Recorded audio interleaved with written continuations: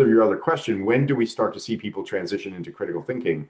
It's a blurry line, right? So, people can do a little bit of thinking about something, but not enough, or be capable in certain ways, but not capable in other ways in terms of critical thinking. And so the trick is we want to take everybody and teach them the elite ways that the most advanced critical thinkers can operate in terms of using their brain function. And this is what we teach to executives. It's what we teach to businesses all around the world. We're teaching people how to optimize that decision making. And certainly executives know that if their people can make a 5% better decision every day, think about in 1 year how different your business is, how different your outlook is if 5% course correction happens every single day, right? All of a sudden you're going in a far different and better direction. So the trick is understanding that there are different ways that we have to understand how the brain operates. Let me give you a quick example that is very easy for people to apply. There's a part of the brain that thinks about things when you're not thinking about them. So if you've ever suddenly you were thinking about something for a long time, and then that was it. You got tired of thinking about it. You didn't come to a solution, but you're just exhausted, and you decided it's enough. I can't think about this anymore, right? And the next day you're taking a shower, and all of a sudden an idea comes to you. The solution hits you, right?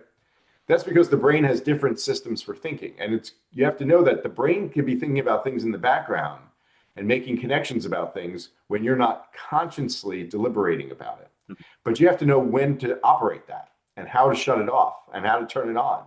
And if we teach people how to do that, then we understand that sometimes when we thought about something for a while, the best thing to do is not think about it at all, and then a solution will come to us. But that's the kind of thing that people have to understand about how their brain works and when to optimize these different processes. Mm-hmm. Are you able to give us a scenario of, let's say, a case study or a situation in which, okay, one individual is using critical thinking and the other scenario is not using critical thinking? What kind of results would one get? Yeah, so let me give you an example of what happens when we do this and how powerful it is. We go into a lot of educational institutions, and let's say we're going into a college, and we'll show them a paper.